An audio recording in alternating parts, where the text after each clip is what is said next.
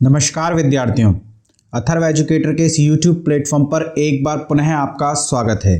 दोस्तों, आज हम एसएससी CHSL GS की सीरीज में जो टॉपिक पढ़ने जा रहे हैं वो है बाबर और हुमायूं से संबंधित प्रश्न। इसमें हम लगभग 50 प्रश्न पढ़ेंगे और TCS के क्वेश्चन बैंक से निकाले गए प्रश्न हैं। एसएससी में बार बार आने वाले प्रश्न हैं जो बार बार आते हैं, बार बार रिपीट होते हैं और साथ ही हमने कुछ नए प्रश्नों को भी रखा है जिनके आने की पूरी उम्मीद है। और अगर डायरेक्ट क्वेश्चन नहीं आए तो जो एक्सप्लेनेशन के साथ हम पूरा हिस्ट्री पढ़ जाएंगे बाबर और हुमायूं की, उसमें से ही प्रश्न बनेंगे। बाहर प्रश्न जाने की कोई संभावना नहीं है। तो आप लोगों को बिल्कुल निश्चिंत हो जाना है और इन प्रश्नों को पढ़ना है, रिवीजन करना है। एसएससी CHSL के लिए तो ये प्रश्न रामबाण है ही, साथ ही जो एसएससी GD के क्वेश्चन पेपर दे रहे हैं आजकल, वो स्टूडेंट भी इन क्लासेस को कर सकते हैं। तो चलिए प्रारंभ करता हूं मैं आज का सेशन। पर उससे पहले यदि चैनल पर नए आए हैं या अभी तक आपने चैनल को सब्सक्राइब नहीं किया है तो प्लीज चैनल को सब्सक्राइब कर दीजिए। वीडियो पसंद आए तो वीडियो को लाइक भी कीजिएगा, ज्यादा से ज्यादा दोस्तों को से शेयर कीजिए और बेल आइकन का बटन दबाना ना भूलिएगा। चलिए प्रारंभ करता हूं मैं आज का पहला प्रश्न। और आज का पहला प्रश्न है, बाबर का जन्म निम्न में से कहां हुआ था? काबुल में, कंधार में, फरगना में या समरकंद में? तो ध्यान रखिएगा दोस्तों, बाबर के जो पिता थे वे फरगना के राजा थे और बाबर का जन्म फरगना में ही हुआ था। और सबसे पहली बार बाबर जो है वो फरगना का ही शासक बना था। लगभग 11-12 वर्ष की अल्प आयु में वो फरगना का शासक बन गया था। तो बाबर का जन्म कहाँ हुआ था? फरगना में। फरगना मध्य एशिया के ट्रांस ऑक्सियाना क्षेत्र में पड़ता है। ट्रांस ऑक्सियाना यानी मध्य एशिया में ट्रांस ऑक्सियाना के फरगना में बाबर का जन्म हुआ था और पहली बार बाबर फरगना की गद्दी पर ही बैठा था। चलिए अगला प्रश्न है, तुजुक-ए-बाबरी किस भाषा में लिखा गया है? दोस्तों, ये जो तुजुक-ए-बाबरी है ये बाबर की आत्मकथा है। बाबर की आत्मकथा। यदि बात करें कि किन किन मुगल बादशाहों ने अपनी आत्मकथा लिखी है तो केवल 2 ही मुगल बादशाह ऐसे हुए हैं जिन्होंने अपनी आत्मकथा लिखी है। एक है बाबर और दूसरा है जहांगीर। बाबर ने तुजुक-ए-बाबरी और जहांगीर ने जहांगीरनामा नाम की आत्मकथा लिखी है। लेकिन इन दोनों में अंतर यह है कि जहांगीर ने अपनी आत्मकथा फारसी भाषा में लिखी है। फारसी जो कि मुगल दरबार की राजभाषा भी थी, इस फारसी भाषा में जहांगीर ने अपनी आत्मकथा लिखी है। वहीं बाबर ने अपनी आत्मकथा को तुर्की भाषा में लिखा है। तो अगर भाषा देकर के पूछ ले कि फारसी भाषा में किस मुगल बादशाह ने अपनी आत्मकथा लिखी और ऑप्शन में बाबर और जहांगीर दोनों हो तो ध्यान रखिएगा, फारसी पूछे तो जहांगीर, तुर्की पूछे तो बाबर। चलिए अगला प्रश्न देखते हैं। अगला प्रश्न है, बाबर के संबंध में निम्न में से असुमेलित बताइए। पिता उमर शेख मिर्जा, माता कुतुबुल निगार खान, दादी खानजदा बेगम या उपयुक्त में से कोई नहीं।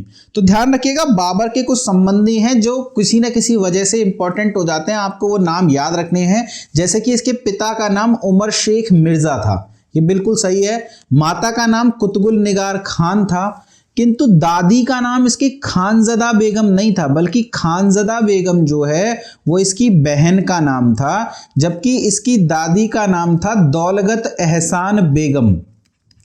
दौलगत एहसान बेगम। और आपको ये नाम याद भी रखना है दोस्तों।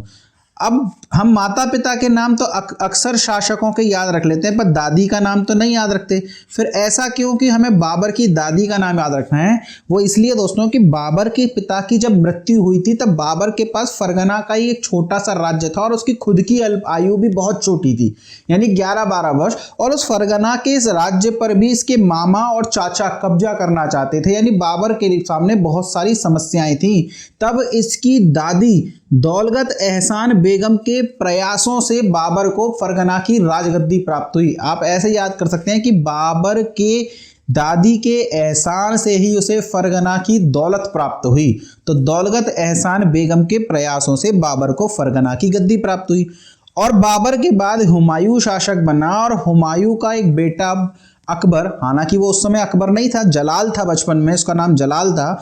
तो वो जलाल, तो हुमायूं निर्वासित जीवन जी रहा था, तो ये जो जलाल था ये कामरान यानी हुमायूं के एक भाई कामरान के हाथों में लग गया और कामरान ने उसे मारने का आदेश दे दिया, तोपों के सामने रखवा दिया। तब ये बाबर की बहन खानज़दा बेगम ही थी जिसने अकबर को बचाया और उसका पालन पोषण किया। बाद में खानज़दा बेगम के हाथों से होता हुआ यह अकबर पहुंचा माहम अनगा के पास और फिर बाद में हुमायूं के पास। तो ये जो है ध्यान रखिएगा, खानज़दा बेगम बाबर की दादी नहीं बल्कि बहन थी। इनकी दादी का नाम दौलत एहसान बेगम, माता का नाम कुतुबुल निगार खान और पिता का नाम उमर शेख मिर्ज़ा था। तो हमारे प्रश्न का उत्तर हो जाएगा सी। अगला प्रश्न है, बाबर ने किस विजय के उपरांत मिर्ज़ा की उपाधि त्याग दी। ध्यान रखिएगा, बाबर से पहले इनके सभी पूर्वज अपने नाम के आगे मिर्ज़ा लगाया करते थे। जैसे उमर शेख मिर्ज़ा, ये मिर्ज़ा ही लगाते थे, कोई बादशाह या कोई सुल्तान जैसी पदवी नहीं धारण करते थे, ये मिर्ज़ा लगाते थे। लेकिन फरगना के उपरांत 1504 में बाबर ने काबुल पर कब्जा कर लिया, यानी काबुल पर कब्जा कर लिया। और काबुल पर कब्जा करने के बाद, यानी तुरंत बाद नहीं बल्कि 1508 में बाबर ने मिर्ज़ा की उपाधि त्याग दी, मिर्ज़ा की उपाधि त्याग दी और साथ ही पादशाह की उपाधि धारण कर ली। जी हां, बादशाह नहीं बल्कि पादशाह, सही वर्ड होता है पादशाह। पादशाह की उपाधि धारण करी और यह पादशाह की उपाधि धीरे धीरे भारत में आकर के बादशाह बन गई। तद्भव होते होते ये बन गई क्या, बादशाह। तो ध्यान रखिएगा, 1508 में मिर्ज़ा की उपाधि त्याग करके पादशाह की उपाधि धारण कर लिया। अगर ईयर पूछ ले तो 1508, किस विजय के उपरांत, तो काबुल विजय के उपरांत या काबुल विजय के उपलक्ष्य में। तो ध्यान रखिएगा, इस प्रश्न का उत्तर हो जाएगा काबुल विजय। चलिए अगला प्रश्न है, बाबर को भारत पर आक्रमण करने वालों में से एक, इस प्रश्न को थोड़ा सा ठीक कर लीजिए, बाबर को भारत पर आक्रमण करने का न्योता या करने को बुलाने वालों में से एक, इस तरीके से लिख लीजिए, बुलाने वालों में से एक। कहते हैं कि बाबर को भारत पर आक्रमण करने के लिए आलम खान लोधी, दिलावर खां और राणा सांगा, इन्होंने न्योता भेजा या इन्होंने उकसाया। राणा सांगा को तो ऐसा लगता था कि बाबर आएगा और इब्राहिम लोधी को हराएगा और एक लुटेरे की तरह वापस लौट जाएगा। तो राणा सांगा का तो रीजन ये था, बल्कि और आलम खान लोधी, इन सबका राजनीतिक रीजन था। क्या कारण था, क्योंकि आलम खान लोधी स्वयं इब्राहिम लोधी के संबंधी थे और दिल्ली के राज सिंहासन के दावेदार भी थे, यानी वे गद्दी के दावेदारों में से एक थे और उन्हें उम्मीद थी कि इब्राहिम लोधी के मरने के बाद ये जो सिंहासन है दिल्ली का, ये मुझे प्राप्त हो जाएगा। उसे भी नहीं लगता था कि बाबर यहाँ टिकेगा, उसे लगता था बाबर यहाँ दौलत लूट करके चला जाएगा। जबकि बाबर की इच्छा क्या थी, बाबर के पास फरगना एक छोटा सा राज्य था और उस फरगना को वो छोड़ चुका था, वो काबुल में बैठा हुआ है और काबुल में बड़ी दरिद्रता है। काबुल से उसे बहुत प्यार है, काबुल की जनता से वो बहुत प्यार करता है, पर काबुल में दौलत नहीं है। और दौलत कहाँ है, दौलत है भारत में। तो वो तो स्वयं भारत का राजा बनना चाहता है, ना कि भारत से केवल दौलत लूटना चाहता है। पर यह बात आलम खान लोधी को नहीं पता और आलम खान लोधी बाबर को बुलाता है। और आलम खान लोधी कौन है, इब्राहिम लोधी का संबंधी और दिल्ली के राज सिंहासन का दावेदार। उसे कभी निष्कासित नहीं किया गया, तो यह कथन गलत हो जाएगा। ध्यान रखिएगा, ए अच्छी खासी पद पर बैठा हुआ था आलम खान लोधी, उसने विश्वासघात किया था इब्राहिम लोधी के साथ में। चलिए अगला प्रश्न है, किस वर्ष सुल्तान इब्राहिम लोधी को पानीपत की लड़ाई में पराजित किया। तो किसने पराजित किया, बाबर ने पराजित किया। कब पराजित किया, 1526 में पानीपत का पहला युद्ध हुआ और युद्ध भूमि में मर गया इब्राहिम लोधी। और युद्ध भूमि में मरने वाला दिल्ली सल्तनत का एकमात्र सुल्तान, अगर आपसे पूछ ले कि युद्ध भूमि में मरने वाला दिल्ली सल्तनत का एकमात्र सुल्तान कौन था, तो वह इब्राहिम लोधी था।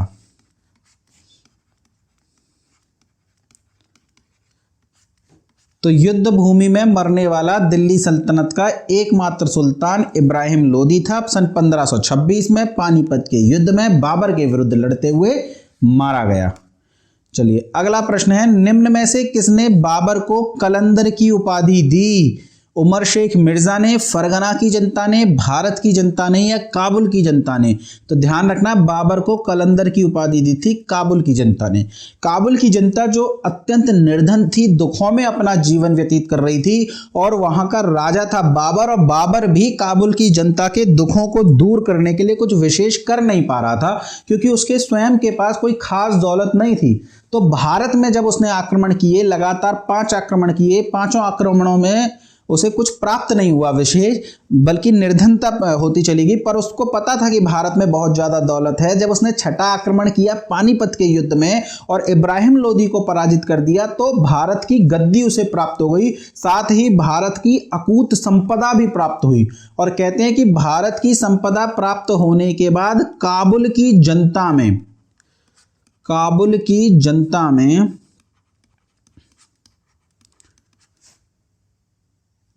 भारत का राजा बनने के उपरांत, भारत का शासक बनने के बाद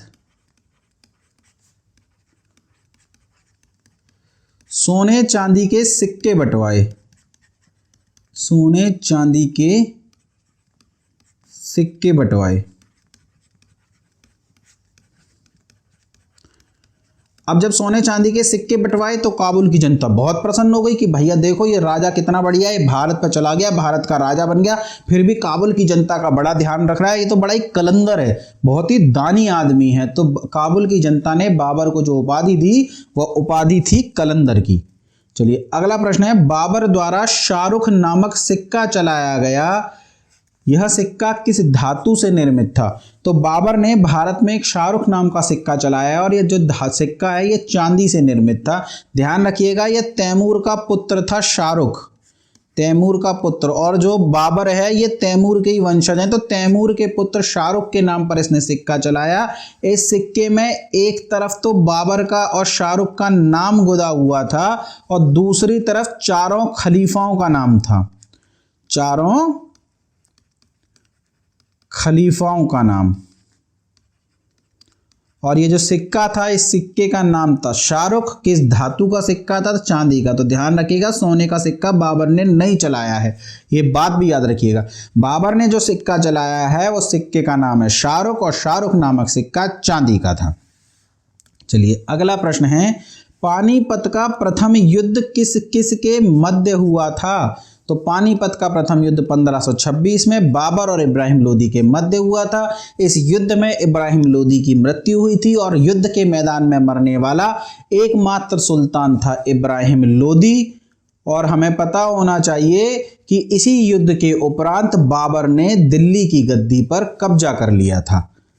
तो चलिए अगला प्रश्न है, वह मुगल सम्राट जिसके जीवन से धैर्य एवं संकल्प से सफलता की शिक्षा मिलती है।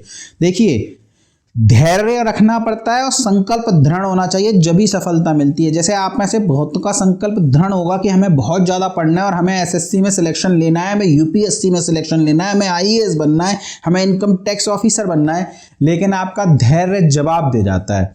2 या 3 बार आप असफल हो जाते हैं और उसके बाद आपके पास उम्र भी होती है, मौका भी होता है, लेकिन आपको लगता है यार यहाँ हमारा कुछ नहीं हो सकता, बहुत सारी समस्याएं हैं और हमारा सिलेक्शन नहीं होगा, और आपका धैर्य जवाब दे जाता है। बल्कि कठिन परिस्थिति में ही धैर्य धारण करना पड़ता है और उसके बाद ही सफलता प्राप्त होती है। और यदि आपको धैर्य और संकल्प सीखना है तो आप सीख सकते हैं जहीरुद्दीन मोहम्मद बाबर से। अब ऐसा क्या हुआ था, तो ध्यान रखिएगा कि पानीपत के युद्ध में अचानक से उसे सफलता प्राप्त हुई थी और पानीपत की युद्ध के बाद इसकी बाबर की सेना बहुत ही ज्यादा उत्साहित थी और बाबर की सेना बयाना के युद्ध में भिड़ गई। किससे? बयाना के युद्ध में। 1527 के बयाना के युद्ध में बाबर के सेनापति राणा सांगा के सेनापतियों के साथ भिड़ गए और बहुत बुरी तरह पराजित हुए। इतनी बुरी तरह पराजित हुए कि बाबर के सैनिकों का उत्साह छिन्न भिन्न हो गया। और अच्छा, कुछ इनके बाबर की सेना में कुछ ज्योतिषी भी थे, कुछ भविष्यवेत्ता थे, और उन्होंने घोषणा करी कि जो राणा सांगा के साथ अगली लड़ाई होगी उसमें बाबर पराजित हो जाएगा और बाबर नेस्ता नाबूद हो जाएगा। तो सेना और ज्यादा हतोत्साहित हो गई। तब बाबर ने अपनी सेना में जोश खरोश भरा और उसने कहा कि देखो, हमने पानीपत का युद्ध जीता है और उस युद्ध के उपरांत मैंने काबुल में सोने चांदी के सिक्के बंटवाए हैं, और काबुल के सैनिक भी थे ना ये, तो इनको भी बहुत सारा दौलत प्राप्त हुई थी। उन्होंने कहा और यदि हम खानवा का युद्ध जीत गए तो हमारी स्थिति बहुत दृढ़ हो जाएगी और मैं आपको कई करों से मुक्त कर दूंगा, और उसकी पेशगी लो कि मैं जो तमगा नामक कर आपसे लेता हूं, ये तमगा नामक कर मैं आज ही समाप्त करता हूं। तमगा नामक कर समाप्त। तो आर्थिक लाभ दिया इसने सैनिकों को, साथ ही ये बहुत ज़्यादा शराब पीता था तो शराब पर प्रतिबंध लगा दिया। उसने कहा देखो, मैं कितना सीरियस हूँ इस विजय के प्रति कि मैं शराब पर प्रतिबंध लगा रहा हूँ, खुद भी शराब छोड़ रहा हूँ और आज से आपको भी शराब नहीं पीनी।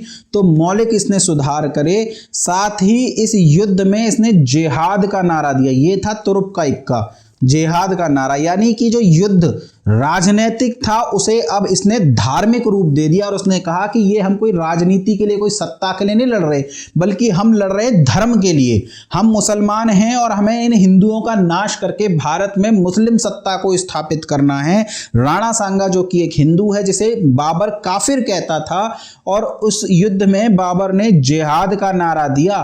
और देखिए, सेना में जोश भर गया। और इतिहास क्या कहता है? इतिहास कहता है कि इस युद्ध में राणा सांगा की सेना पराजित हुई, और इसी युद्ध के उपरांत गाजी की उपाधि धारण करी बाबर ने। ध्यान रखिएगा, पानीपत के युद्ध के बाद नहीं करी, कर भी नहीं सकता, क्योंकि पानीपत के युद्ध में किसे मारा है? एक मुसलमान को मारा है। जबकि हिंदू के युद्ध में किसे, खानवा के युद्ध में किन्हें पराजित किया है? हिंदुओं को पराजित किया है। तो इस युद्ध के उपरांत इसने गाजी की उपाधि धारण करी। गाजी की उपाधि, गाजी का तात्पर्य होता है काफिरों का नाश करने वाला, और यहाँ काफिर से तात्पर्य जो है हिंदुओं से लिया गया है।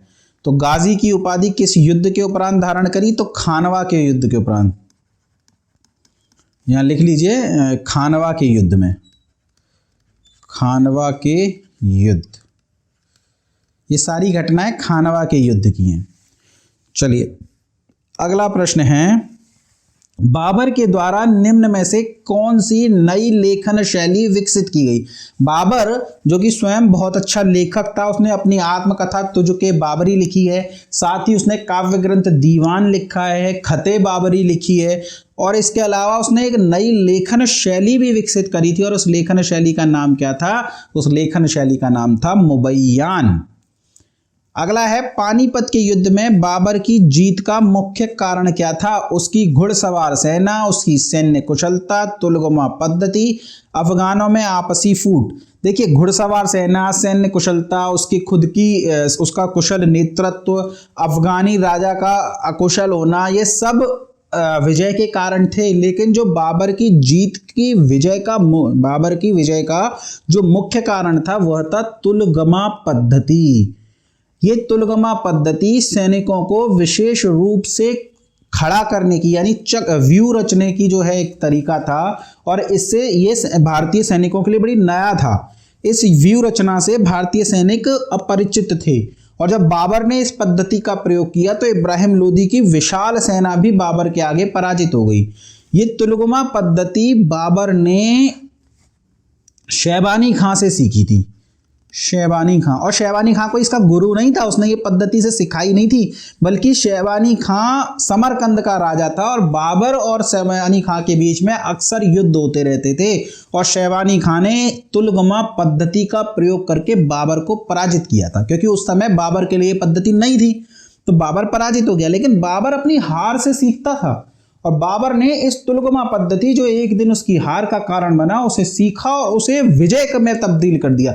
यही दोस्तों आपको भी करना है। अपने हार के कारणों को पता लगाइए, अपने हार के कारणों को दूर कीजिए, अपनी कमजोरी को अपनी ताकत बनाइए, और फिर देखिए विजय आपके कदम चूमेगी।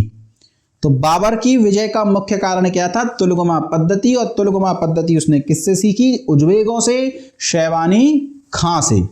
चलिए, अगला प्रश्न है, निम्न में से किस ग्रंथ की रचना बाबर के द्वारा नहीं की गई? बाबर ने कई ग्रंथ लिखे हैं, जैसे कि तुझके बाबरी, ये तुर्की में रचित उसकी आत्मकथा है। तुर्की में रचित आत्मकथा। अच्छा, अगर आपसे पूछ ले कि ये जो बाबर की आत्मकथा ये तो तुर्की में रचित है, तो इसका फारसी में अनुवाद किसने किया है? तो फारसी में इसका जो अनुवाद है वो अब्दुर रहीम ने किया है, अब्दुर रहीम खाने खाना ने। जबकि अगर आपसे पूछ ले कि इंग्लिश में इसका अनुवाद किसने किया है, तो इंग्लिश में इसका अनुवाद किया है मैडम बेवरीज ने, मैडम बेवरीज ने। जबकि दीवान भी बाबर के द्वारा रचित एक काव्य ग्रंथ है। साथ ही रिसाले उसज, इसी को खते बाबरी भी कहते हैं, खते बाबरी। तो खते बाबरी, रिसाले उसज, दीवान, तुजुके बाबरी, इन सभी ग्रंथों की रचना बाबर ने करी है। साथ ही मुबैयान नामक एक लेखन शैली भी विकसित करी है। मुबैयान, मुबैयान ये क्या है? तो ये एक लेखन शैली है। तो ये मुबैयान नामक लेखन शैली किसने विकसित करी है? तो बाबर ने विकसित करी है। जबकि पादशाह नामा बाबर की रचना नहीं है। अगला प्रश्न है, बाबर के द्वारा प्रयोग में लाई गई तोपों को सजाने की पद्धति निम्न में से क्या कहलाती है? देखिए, बाबर ने युद्ध में सैनिकों को सजाने की प्रवृत्ति जो पद्धति सीखी थी, जिसे तुलगुमा पद्धति कहते थे, उसी प्रकार वह एक पद्धति और प्रयोग करता था जिसमें तोपों को विशेष रूप से सजाया जाता था। तोपें जो है विरोधी सैनिकों को नजर नहीं आती थी और अचानक से उनके ऊपर तोपों का प्रहार होता था जो उनकी पराजय का कारण बनता था। तो इस पद्धति को क्या कहते थे? तो इस पद्धति को उस्मानी पद्धति या रूमी पद्धति कहते थे। ध्यान रखिएगा, तोपों का प्रयोग पहली बार किसी बड़े युद्ध की बात करें तो पानीपत के युद्ध में किया गया। और इस जो तोपों को सजाने की जो पद्धति थी वह क्या कहलाती थी? तो वह कहलाती थी उस्मानी पद्धति या रूमी पद्धति। चलिए, अगला प्रश्न है, मध्यकालीन भारत के मुगल शासक वस्तुतः थे। ध्यान रखिएगा, जो दिल्ली सल्तनत के शासक हैं, जिसमें गुलाम वंश की यदि हम बात करें, गुलाम वंश के बाद आपकी सत्ता पर बैठा खिलजी वंश, खिलजी वंश के बाद बैठे तुगलक वंश, और तुगलक वंश के बाद बैठे सैयद वंश। ये सभी कौन थे? तो ये सभी तुर्क थे। ये सभी क्या थे? ये सभी तुर्क थे।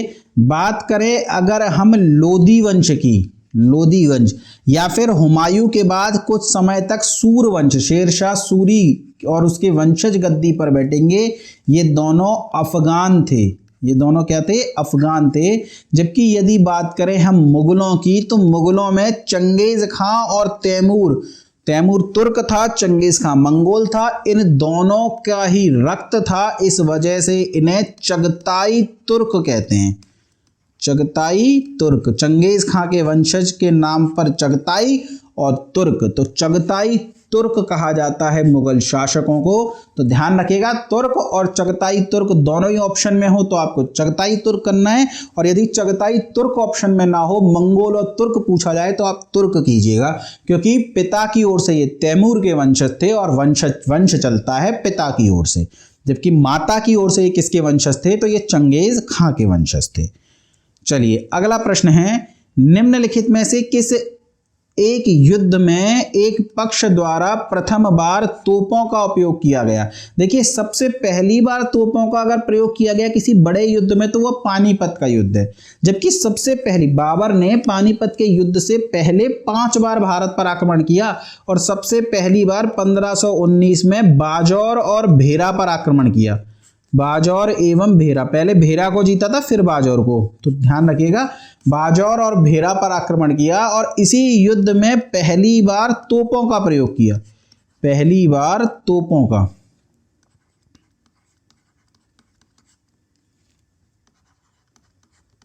पहली बार तोपों का प्रयोग किया।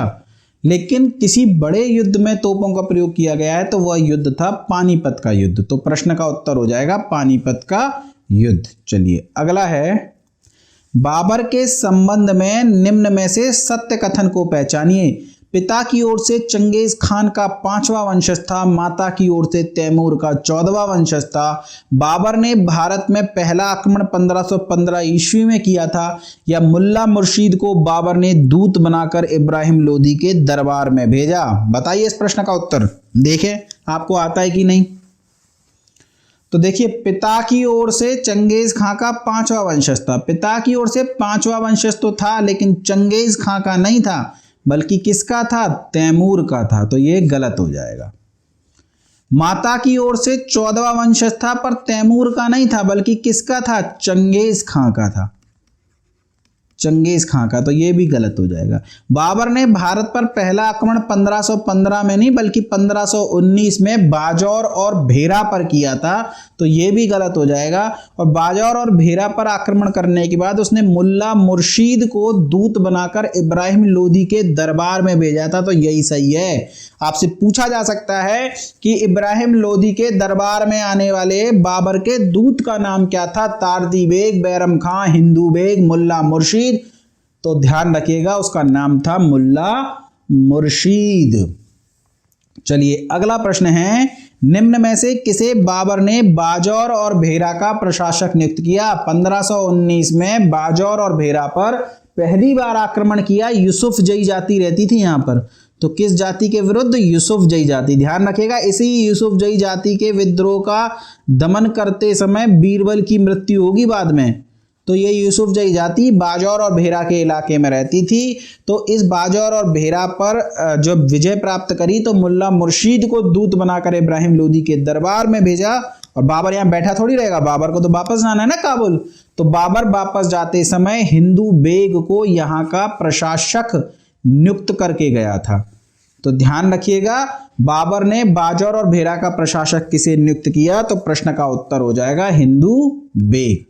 चलिए अगला प्रश्न है, निम्न में से कौन पानीपत के युद्ध में बाबर का तोपची नहीं था? अब देखिए, पानीपत के युद्ध में बाबर ने बड़े स्तर पर पहली बार तोपों का प्रयोग किया, तो कोई तो तोपची रहा होगा ना। तो बाबर की तोपचियों का नाम बहुत इंपॉर्टेंट है, आपको याद रखना पड़ेगा। तो ध्यान रखिएगा, उस्ताद अली और मुस्तफ़ा खां ये दोनों ही बाबर के तोपची थे, जबकि रूमी खां हुमायूं का तोपची था। और वह भी कब? 1535 के उपरांत बनेगा हुमायूं का तोपची, क्योंकि रूमी खां गुजरात के शासक बहादुर शाह की शरण में था। और जब मंदसौर के और चंपानेर के युद्ध में हुमायूं पराजित करेगा इस बहादुर शाह को, तब ये रूमी खां हुमायूं की सेवा में आ जाएगा। तो ये हुमायूं का तोपची था, हुमायूं का तोपची, हुमायूं का तोपची। और कब बनेगा? तो 1535 के बाद सेवा में आया। 15, नहीं तो आपको कंफ्यूजन हो जाएगा कि पानीपत के युद्ध में भी तो हुमायूं था। तो 1535 के बाद हुमायूं की सेवा में आया। तो पानीपत के युद्ध में जो बाबर के तोपची थे उनका नाम क्या था? उस्ताद अली और मुस्तफ़ा खां। निम्नलिखित युद्धों में से किसी एक में बाबर ने जिहाद की घोषणा करी? तो खानवा के युद्ध में। और खानवा का युद्ध कब हुआ है? 1527 में राणा सांगा के विरुद्ध, राणा सांगा के विरुद्ध। तो इसी युद्ध में बाबर ने जिहाद की घोषणा करी है। तो प्रश्न का उत्तर हो जाएगा खानवा का युद्ध। चलिए अगला प्रश्न है, इनमें से किसने बाबर को सरे पुल के युद्ध में पराजित किया? देखिए बहुत इंपॉर्टेंट प्रश्न है ये, सरे पुल का युद्ध। इस सरे पुल के युद्ध में बाबर पराजित हुआ। ध्यान रखिएगा, बाबर भारत में पराजित ही नहीं हुआ। 4 युद्ध लड़े बाबर ने और चारों जीते हैं। तो सरे पुल के युद्ध में पराजित हुआ, इसका मतलब भारत में पराजित नहीं हुआ, भारत के किसी राजा ने उसे नहीं हराया। तो भारत के बाहर उसका जो युद्ध था वह शैबानी खां से चला करता था। ये शैबानी खां समरकंद का उज्बेक शासक था, समरकंद का उज्बेक था, तो समरकंद का शासक था। कभी तो ये समरकंद का शासक था, कभी तो ये बाबर को पराजित करता था, कभी बाबर इसे। तो सरे पुल के युद्ध में बाबर को किसने पराजित किया? तो शैबानी खां ने। चलिए अगला प्रश्न है, निम्नलिखित में से कौन सा युग्म सही सुमेलित नहीं है?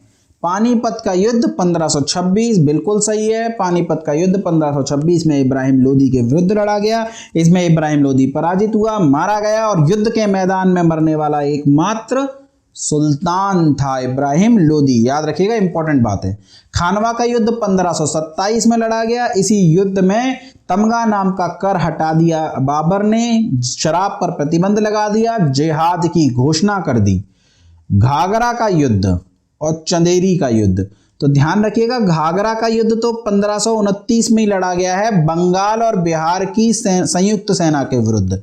बंगाल की सेना महमूद लोदी और बिहार की नुसरत खां। तो बंगाल एवं बिहार की संयुक्त सेना के विरुद्ध। कौन सा युद्ध लड़ा गया? तो ये युद्ध था घाघरा का युद्ध। ध्यान रखिएगा, घाघरा नदी का नाम है और जल एवं स्थल पर लड़े जाने वाला भारत का प्रथम युद्ध। ज्ञात इतिहास की बात कर रहे हैं, मध्यकाल की, तो पहला युद्ध हो जाएगा जो कि जल और स्थल पर लड़ा गया। घाघरा का युद्ध ये लड़ा गया 1529 में, जबकि चंदेरी का युद्ध 1530 में नहीं बल्कि 1528 में लड़ा गया। और चंदेरी का राजा था मेदिनी राय, और इस मेदिनी राय के विरुद्ध चंदेरी का युद्ध लड़ा गया। और यह युद्ध कब लड़ा गया? 1528 में। तो आपसे पूछ रहा है कौन सा सही सुमेलित नहीं है, तो प्रश्न का उत्तर हो जाएगा डी। अगला है, खानवा के युद्ध के संबंध में असत्य कथन को पहचानिए। बाबर द्वारा लिया जाने वाला तमगा समाप्त कर दिया गया। बिल्कुल पढ़ चुके हैं हम, ये कर था जो कि बाबर ने समाप्त कर दिया। इस युद्ध के उपरांत बाबर ने गाजी की उपाधि धारण करी। बिल्कुल, काफिरों का नाश करने वाला गाजी कहलाता है। मैं सिर्फ टेक्निकल बात कर रहा हूं, कि धार्मिक बात नहीं कर रहा हूं। तो टेक्निकल बात अगर हम करें तो काफिर, गाजी का तात्पर्य होता है विधर्मियों का नाश करने वाला। और मुसलमान, बाबर के अनुसार विधर्मी कौन थे? वो थे हिंदू। तो बाबर ने गाजी की उपाधि खानवा के युद्ध के उपरांत धारण करी थी। भारत में मुगल सत्ता सुदृढ़ हो गई। वास्तव में भारत में मुगल सत्ता खानवा के युद्ध के बाद सुदृढ़ हुई, क्योंकि राणा सांगा इब्राहिम लोदी से अधिक दुर्जय योद्धा था, अधिक बड़ा प्रतिद्वंदी था। यदि राणा सांगा पराजित नहीं होता तो बाबर को पराजित करके एक दिन भारत से ही बाहर कर देता। तो ध्यान रखिएगा, भारत में मुगल सत्ता जो सुदृढ़ हुई थी वो खानवा के युद्ध के उपरांत हुई थी। जबकि बाबर ने इस युद्ध में पाती पेरवन का आह्वान किया, तो बाबर ने नहीं किया था, बल्कि पाती पेरवन का आह्वान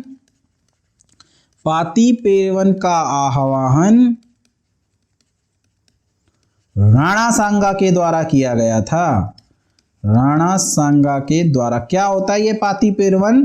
तो पाती पेरवन एक प्रथा चलती है राजस्थान में कि आप जब भी किसी विदेशी के विरुद्ध युद्ध करते हो तो पाती पेरवन का आह्वान करते हो, यानी राजस्थान के समस्त राजपूत राजाओं को युद्ध के लिए आमंत्रित करते हो। और उस समय तक राजपूत राजा मदद के लिए आते थे, तो राणा सांगा की मदद के लिए खानवा के युद्ध में लगभग राजस्थान के सभी राजपूत राजा या राजपूत राजाओं के पुत्र अपनी अपनी सेना लेकर के आए थे। बीकानेर के, जोधपुर के, आमेर के, सब जितने भी बड़े बड़े राजा थे, जैसलमेर के, सभी आए थे। लेकिन इस सभी की संयुक्त सेना को पराजित किया था किसने? बाबर ने। तो पाती पेरवन का आह्वान किसके द्वारा किया गया था? राणा सांगा के द्वारा, ना कि बाबर के द्वारा। तो यह कथन असत्य हो जाएगा। चलिए अगला प्रश्न है, बाबर ने बाबरनामा में किस हिंदू राज्य का उल्लेख किया है? बाबर की तुजुके बाबरी को बाबरनामा भी कहते हैं। उसमें दो हिंदू राज्यों का उल्लेख करता है। एक तो मेवाड़ का राणा सांगा, साथ ही दूसरा विजयनगर के में किसका शासन है? विजयनगर के कृष्णदेव राय। ये दो हिंदू शासक राजाओं का उल्लेख बाबरनामा में करता है। साथ ही 5 मुस्लिम राज्यों का भी उल्लेख करता है। 5 मुस्लिम राज्य। और वो 5 मुस्लिम राज्य कौन कौन से हो जाएंगे? तो एक हो जाएगा बंगाल, एक गुजरात, एक मालवा, साथ ही दिल्ली, और 5वां हो जाएगा बहमनी। दक्षिण भारत का मुस्लिम राज्य था बहमनी, और दक्षिण भारत में ही विजयनगर भी था, साथ ही मेवाड़ का राणा सांगा। तो आप देख लीजिएगा प्रश्न किस हिसाब से पूछा जाता है। यदि मुसलमान राज्य पूछे जाते हैं तो आपकी इन 5 में से कोई ऑप्शन होगा, और हिंदू राज्य पूछे जाते हैं तो या तो विजयनगर होगा या मेवाड़ होगा। आपके प्रश्न में मेवाड़ दिया हुआ है तो आप मेवाड़ को टिक करेंगे। तो इसको अच्छे से नोट कीजिएगा, बड़ा ही इंपॉर्टेंट प्रश्न है ये। चलिए अगला प्रश्न है, निम्न में से किस मुगल बादशाह का मकबरा भारत में स्थित है? तो ध्यान रखिएगा, बाबर का मकबरा काबुल में है। पहले इसे आगरा के आराम बाग में दफनाया गया था सबसे पहली बार बाबर को, लेकिन बाद में जब इसकी वसीयत खोली गई तो उस वसीयत में लिखा था कि मुझे काबुल में दफनाया जाए, तो इसकी अस्थियों को निकाल करके काबुल ले गए और काबुल में जाकर के इसका मकबरा बनवाया। जहांगीर का मकबरा उस समय के भारत में तो कह सकते हैं, लेकिन अब वर्तमान में ये शाहदरा में पड़ता है। ध्यान रखिएगा, शाहदरा दिल्ली वाला शाहदरा नहीं है, बल्कि ये शाहदरा लाहौर वाला शाहदरा है। तो अब तो पाकिस्तान में है ना, तो वर्तमान भारत में भी जहांगीर का महान मकबरा नहीं है। जबकि बहादुर शाह द्वितीय को तो रंगून ले गए थे, वहीं मर गया, तो वहीं इसकी कब्र वब्र है, भारत में कुछ नहीं है। जबकि दिल्ली में हुमायूं का मकबरा स्थित है। तो किस मुगल बादशाह का मकबरा भारत में है? तो हुमायूं का मकबरा भारत में स्थित है। दोस्तों लगभग 25 प्रश्न पढ़ चुके हैं हम, और 25 प्रश्न अभी हमें और पढ़ने हैं। तो थोड़ा चैनल को सब्सक्राइब तो करो, भूल जाते हो सब्सक्राइब करना, और वीडियो भी लाइक नहीं करते हो। तो चलो फटाफट से लाइक करो, सब्सक्राइब करो, जब तक मैं अगले प्रश्न पढ़ता हूं। चलिए अगला प्रश्न है, बाबर ने निम्न में से किसे हिंदू पुत्री कहकर पुकारा था? देखिए आपने कहानी पढ़ी होगी कि हुमायूं जब बहादुर शाह ने, गुजरात के शासक बहादुर शाह ने मेवाड़ पर आक्रमण किया तो वहां रानी कर्णावती थी। तो रानी कर्णावती ने ऐसी विपरीत परिस्थिति में हुमायूं को राखी भेजी थी कि हमारी मदद करो। तो कभी सोचा है हुमायूं को ही क्यों राखी भेजी? जोधपुर में भी तो भेज सकते थे, जैसलमेर में भी तो भेज सकते थे, बीकानेर भी तो भेज सकते थे, किसी और को भी तो भेज सकते थे। हुमायूं को ही क्यों भेजी? क्योंकि एक पुराना रिलेशन था। बाबर ने रानी कर्णावती को अपनी पुत्री कहकर पुकारा था, हिंदू पुत्री कहा था अपनी, कि मेरी तो हिंदू बेटी है। तो वो हुमायूं उस रिश्ते से भाई हुआ। तो उस रिश्ते की याद दिला करके रानी कर्णावती ने राखी भेजी थी किसको? हुमायूं को। वो कहते हैं हुमायूं सेना लेकर चला भी था, पर हुमायूं थोड़ा दृढ़ प्रतिज्ञ नहीं था, रास्ते में रुक गया। बहादुर शाह ने उसे कुछ धर्म की याद दिलाई, तो कहते हैं कि वो रुक गया, उसने इंटरफेयर नहीं किया, और रानी कर्णावती को जौहर करना पड़ा। और मेवाड़ का दूसरा जौहर था, पहला हुआ था कब? रानी पद्मावती के समय में, जब अलाउद्दीन खिलजी ने आक्रमण किया, और दूसरा बहादुर शाह के समय में जब रानी कर्णावती ने जौहर किया। तो ध्यान रखिएगा, बाबर ने किसे हिंदू पुत्री कहकर पुकारा है? तो रानी कर्णावती को बाबर ने हिंदू पुत्री कहकर पुकारा है। चलिए अगला प्रश्न है, बाबर द्वारा भारत में निम्न में से कौन सी प्रथा चलाई गई? तो वजहदारी प्रथा चलाई गई। राजस्व की प्रथा है, राजस्व, भू राजस्व कलेक्ट करने की प्रथा है वजहदारी प्रथा। और साथ ही जो एक्चुअली इसको आप और टेक्निकल टर्म में समझिए तो सेना को वेतन के बदले, नगद वेतन नहीं देता था, वेतन के बदले सेना नहीं कह सकते आप, सेनापति कह सकते हैं। सेनापतियों को, सैनिकों को नहीं, सेनापतियों को वेतन के बदले जागीर देता था, जागीर दी जाती थी। और ये जो जागीर थी, ये जागीर वजह कहलाती थी। और इसी वजह से, इसी जागीर से भू राजस्व कलेक्ट करते थे ये सेनापति, ये जागीरदार बन गए थे, और ये भू राजस्व ही इनका वेतन हुआ करता था एक प्रकार से। और अतिरिक्त भू राजस्व ये केंद्रीय खजाने में भी जमा कराते थे। तो ये जो जागीर थी ये वजह कहलाती थी, और इसी प्रथा को वजहदारी प्रथा कहा गया। और वजहदारी प्रथा भारत में किसने चलाई? तो ये चलाई थी बाबर के द्वारा। अगला प्रश्न है, निम्न में से कौन बाबर का पुत्र नहीं था? देखिए बाबर के पुत्रों को नाम जरूर याद रखिएगा, क्योंकि ये प्रश्न अगर ऐसे नहीं आया तो ऐसे आएगा कि निम्न में से कौन हुमायूं का भाई नहीं था या हुमायूं का भाई था। क्योंकि हुमायूं मुगल बादशाहों में पहला और एकमात्र ऐसा बादशाह था जिसने अपने साम्राज्य का विभाजन किया अपने भाइयों में। आगे चल के तो भाई भाई को मार करके दिल्ली की गद्दी पर बैठेगा, पर हुमायूं दिल्ली की गद्दी पर बैठने के बाद अपने साम्राज्य का विभाजन कर देता है अपने पुत्रों में।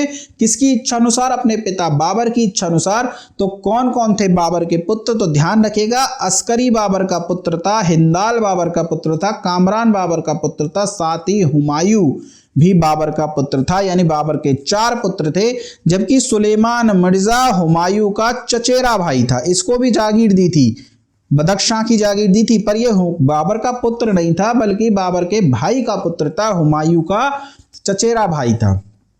चलिए अगला प्रश्न है, निम्न में से किसने बाबर को भाग्यशाली शासक कहा है? तो भाग्यशाली शासक बाबर को किसने कहा है? तो लेन पूल ने कहा है। तुझके बाबरी का फारसी में अनुवाद किसके द्वारा किया गया? हम पढ़ चुके हैं अब्दुल रहीम खाने खाना के द्वारा तुझके बाबरी का फारसी में अनुवाद किया गया, जबकि इंग्लिश में अंग्रेजी में अनुवाद किसके द्वारा किया गया है? तो ये किया गया है मैडम बेवरीज के द्वारा। किसके द्वारा? तो मैडम बेवरीज के द्वारा। चलिए अगला प्रश्न है, निम्नलिखित में से किसने अपने बादशाह पति के लिए मकबरे का निर्माण करवाया? तो पत्नी के द्वारा पति के लिए मकबरे का निर्माण करवाया गया ऐसा एग्जाम्पल हमारे सामने कौन सा है? हुमायूं का मकबरा। तो हुमायूं का मकबरा कहाँ स्थित है? हुमायूं का मकबरा दिल्ली में स्थित है, दिल्ली में। और इसका निर्माण किसने करवाया? ध्यान रखिएगा, इसका निर्माण करवाया है इसकी पत्नी हाजी बेगम के द्वारा। अगला प्रश्न है, हुमायूं ने चुनार दुर्ग पर प्रथम बार आक्रमण कब किया? चुनार का राजा कौन था? शेर शाह सूरी। तो शेर शाह सूरी के विरुद्ध हुमायूं ने 2 बार अभियान भेजे। चुनार का पहला घेरा, प्रथम घेरा 1532 में लगाया और इस घेरे के उपरांत शेर शाह सूरी ने हुमायूं से संधि कर ली और अपने पुत्र को दिल्ली के दरबार में सेवा में भेज दिया। जबकि जो दूसरा घेरा था हुमायूं के द्वारा जब शेर शाह सूरी ने विद्रोह किया, तो दूसरा घेरा कब लगाया गया? दूसरा घेरा लगाया गया 1537 में। हालांकि इसके बाद हुमायूं के दुर्दिन शुरू हो गए और शेर शाह सूरी ने चौसा के युद्ध में और कन्नौज और बिलग्राम के युद्ध में हुमायूं को पराजित करा। हुमायूं को भारत छोड़ करके भागना पड़ा। तो पहला घेरा कब लगाया? 1532 में, दूसरा लगाया 1537 में। आपसे पूछ रहा है पहला, तो प्रश्न का उत्तर हो जाएगा 1532। चलिए अगला प्रश्न है, हुमायूं द्वारा लड़े गए 4 प्रमुख युद्धों का तिथि अनुसार सही क्रम अंकित करें। देखिए हुमायूं के अगर 4 युद्ध देखे जाएं, आप हुमायूं के सारे युद्ध एक बार देख लीजिए। कलिंजर का युद्ध हुमायूं ने लड़ा सबसे पहले 1531 में, फिर उसके बाद चुनार का घेरा लगाया, उससे पहले दोहरिया का युद्ध लड़ा। कालिंजर के बाद दोहरिया का युद्ध लड़ा और ये दोहरिया का युद्ध भी 1532 में लड़ा गया। और उसके बाद चुनार का घेरा लगाया, ये भी 1532 में ही लगाया। फिर उसके बाद इसने 2 युद्ध लड़े, एक युद्ध था मंदसौर का युद्ध और एक युद्ध था चंपानेर का युद्ध। ये दोनों ही युद्ध बहादुर शाह के विरुद्ध लड़े गए, गुजरात के शासक बहादुर शाह के विरुद्ध। उसके उपरांत इसने चुनार का दूसरा घेरा लगाया, ये 1535 के हैं दोनों युद्ध। फिर चुनार का दूसरा घेरा, चुनार का दूसरा घेरा लगाया और ये लगाया 1537 में। फिर चौसा का युद्ध लड़ा इसने शेर शाह सूरी के विरुद्ध और इसी युद्ध के उपरांत शेर खां नाम था और उसने शेर शाह सूरी की उपाधि धारण करी और ये युद्ध लड़ा गया 1539 में। इसके बाद कन्नौज या बिलग्राम का युद्ध लड़ा गया और ये कब लड़ा गया? ये लड़ा गया 1540 में। इस युद्ध के बाद हुमायूं को भारत छोड़ करके वापस भागना पड़ा और हुमायूं वापस लौटा 1555 में। और हुमायूं ने जो सबसे पहले युद्ध लड़ा वो लड़ा मच्छीवाड़ा का युद्ध और मच्छीवाड़ा का युद्ध इसने लड़ा 1555 में। और इसके उपरांत सरहिंद का युद्ध और सरहिंद का युद्ध भी लड़ा इसने 1555 में। और इसी युद्ध के बाद दिल्ली की गद्दी पर वापस बैठा कौन? हुमायूं। तो ये हुमायूं के सभी युद्ध हैं, तो ध्यान रखिएगा, आप लगा लीजिए इसमें। देवरा मतलब दोहरिया, तो सबसे पहले चौसा के बाद देवरा, ये तो गलत हो जाएगा। देवरा के बाद चौसा, चौसा के बाद कन्नौज, कन्नौज के बाद सरहिंद, यही हमारे प्रश्न का उत्तर हो जाएगा। ये रिपीट हो गया 2 बार, इसको सेम कर लीजिए, इसको कर लीजिए उपरोक्त में से कोई नहीं। अब प्रश्न सही हो जाएगा। तो प्रश्न का उत्तर हो जाएगा बी। अगला प्रश्न है, हुमायूं के मकबरे का निर्माण किसके द्वारा करवाया? देखिए वहां पे हमने हाजी बेगम पढ़ा था, एक्चुअल में तो हाजी बेगम अलग थी, हमीदा बानो बेगम अलग थी, पर प्रश्न में हमीदा बानो बेगम देके भी पूछा और बोर्ड ने, टीसीएस ने, एसएससी बोर्ड ने भी उसे सही उत्तर माना है। तो आप दोनों याद रखिएगा, अगर दोनों आ जाए तो हाजी बेगम कीजिएगा, अलग अलग आए तो हमीदा बानो बेगम भी कर दीजिएगा, कहीं कोई समस्या नहीं है। चलिए अगला प्रश्न है,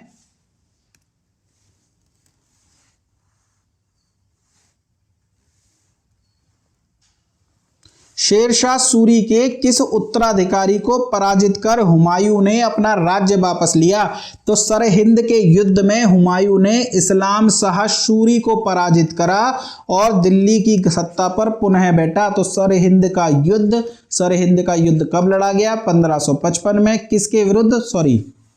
सिकंदर सूरी के विरुद्ध। इसको सही कर लीजिए, सिकंदर सूरी के विरुद्ध लड़ा सरहिंद का युद्ध और सरहिंद के युद्ध में 1555 में पराजित करा और दिल्ली की गद्दी पर कब्जा किया। हुमायूं तथा शेरशाह सूरी के मध्य चौसा का युद्ध कब लड़ा गया? सभी चर्चाएं हम कर चुके हैं। चौसा का युद्ध 1539 में। 1540 में लड़ा गया कन्नौज का युद्ध। 1537 में चुनार का दूसरा घेराव। और इसी युद्ध के बाद शेर शाह की उपाधि धारण करी। तो किस युद्ध के बाद? तो ध्यान रखना, बिलग्राम नहीं है बल्कि चौसा का युद्ध, क्योंकि चौसा के युद्ध में यह तय हो गया था कि अब दिल्ली की गद्दी पर शेरशाह सूरी ही बैठेगा। केवल औपचारिकता रह गई थी हुमायूं को हटाना। चलिए अगला प्रश्न है, हुमायूं का जन्म कहाँ हुआ था? फरगना में, काबुल में, कंधार में या आगरा में? तो ध्यान रखना, फरगना में बाबर का जन्म हुआ था और बाबर फरगना की गद्दी पर ही बैठा था। उसके बाद 1504 में बाबर ने काबुल पर कब्जा कर लिया था और इसी काबुल में हुमायूं का जन्म हुआ था। तो हुमायूं का जन्म कहाँ हुआ? काबुल में। बाबर का जन्म कहाँ हुआ? फरगना में। अकबर का जन्म कहाँ हुआ? भारत में, वीरसाल के यहाँ पर, जैसलमेर के राजा वीरसाल के यहाँ पर। तो दिल्ली की गद्दी पर बैठने वाले से पहले हुमायूं कहाँ का सूबेदार था? ध्यान रखना, बाबर जब राजा बना तो उसने हुमायूं को बदख्शां की सूबेदारी सौंपी। तो दिल्ली की गद्दी पर बैठने से पहले हुमायूं कहाँ का सूबेदार था? तो बदख्शां का सूबेदार था। चलिए अगला प्रश्न है, हुमायूं ने जब 1531 में कलिंजर पर आक्रमण किया, उस समय कलिंजर का शासक कौन था? जो हमने सारे युद्ध पढ़े उसमें सबसे पहला अभियान जो हुमायूं का था 1531 में, वह कलिंजर के विरुद्ध पड़ा था और कलिंजर के विरुद्ध प्रताप रुद्र देव जो है हुमायूं का प्रतिद्वंदी था। यानी कलिंजर का राजा कौन था? प्रताप रुद्र देव। दोहरिया के युद्ध में हुमायूं ने किसे पराजित किया? तो दोहरिया के युद्ध में हुमायूं ने महमूद लोदी को पराजित किया। चुनार के युद्ध में शेरशाह सूरी को, मंदसौर और चंपानेर के युद्ध में बहादुर शाह को, और बाकी सभी में फिर शेरशाह सूरी है। ठीक है, तो याद रखिएगा किस युद्ध में किसे पराजित किया है। चलिए अगला है, निम्न में से किस पुस्तक से कन्नौज या बिलग्राम के युद्ध की जानकारी मिलती है? किस पुस्तक से हमें पता लगता है कि हुमायूं कन्नौज या बिलग्राम के युद्ध में पराजित होकर के दिल्ली की सत्ता से बाहर हो गया? तो ध्यान रखिएगा, तारीख-ए रशीदी की एक नाम की एक पुस्तक है और ये पुस्तक किसने लिखी है? मिर्जा हैदर दौलत। मिर्जा हैदर दौलत की ये पुस्तक है, जबकि हुमायूं नामा गुलबदन बेगम ने लिखी है। अकबर नामा जो है आपकी अबुल फजल ने लिखी है और तज़किरातुल वाक़िया जौहर आफ्ताबची की पुस्तक है। तो तारीख रशीदी किसकी है? मिर्जा हैदर दौलत की। और कन्नौज या बिलग्राम के युद्ध की जानकारी मिलती है और इसी में लिखा है कि इस युद्ध में कोई गोली नहीं चली और सेना पराजित हो गई हुमायूं की। चलिए, किस युद्ध के विजय के पश्चात हुमायूं को भारत की गद्दी पुनः प्राप्त हुई? तो सरहिंद के युद्ध के पश्चात, सरहिंद के युद्ध में सिकंदर सूरी को पराजित करा, जो कि शेरशाह सूरी का छठा वंशज था। और उसके बाद दिल्ली की गद्दी पर पुनः बैठा कौन? हुमायूं। तो दिल्ली का एकमात्र मुगल बादशाह जो 2 बार दिल्ली की गद्दी पर बैठा वह कौन था? तो वह था हुमायूं। चलिए अगला प्रश्न है, थोड़ा जल्दी जल्दी देखते हैं। निम्न में से वह प्रथम मुगल बादशाह कौन था जिसने बंगाल पर आक्रमण किया? चुनार का जो दूसरा घेरा लगाया था वो क्यों लगाया था? क्योंकि शेरशाह सूरी ने बंगाल को जीत लिया था और हुमायूं को ये पसंद नहीं आया था, तो हुमायूं ने बंगाल पर आक्रमण करके बंगाल को जीता। तो हुमायूं पहला मुगल बादशाह था जिसने बंगाल पर आक्रमण किया। कौन सा युद्ध हुमायूं और गुजरात के शासक बहादुर शाह के मध्य लड़ा गया? तो मंदसौर और मंदसौर के साथ ही चंपानेर का युद्ध, ये 2 युद्ध लड़े गए थे। ऑप्शन में कौन सा दिया है? मंदसौर। ये दोनों युद्ध 1535 में लड़े गए थे। चलिए अगला है,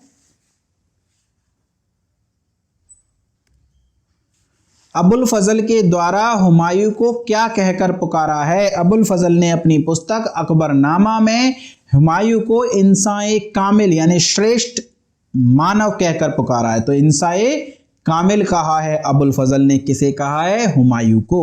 हुमायूं के मकबरे के वास्तुकार कौन थे? हुमायूं का मकबरा जो कि हाजी बेगम के द्वारा बनवाया गया है, हुमायूं की पत्नी हाजी बेगम द्वारा। कब?